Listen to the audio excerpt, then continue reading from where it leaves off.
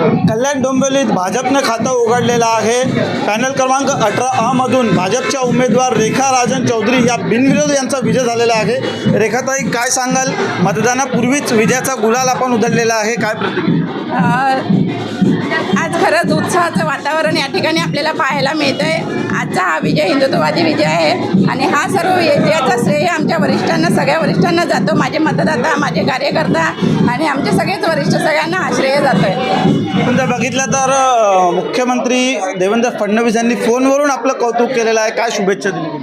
खरंच मला खूप आनंद झाला त्यावेळेस की आपले महाराष्ट्राचे मुख्यमंत्री जे अहोरात्र कष्ट घेत असतात आपल्या सर्व कार्यकर्त्यांसाठी आणि सर्व कार्यकर्ते कशा पद्धतीने निवडून येतील याकडे त्यांचं खूप छान श्रेय असतं आणि खरंच खूप आनंद झाला जेव्हा त्यांनी आम्हाला शुभेच्छा दिल्या।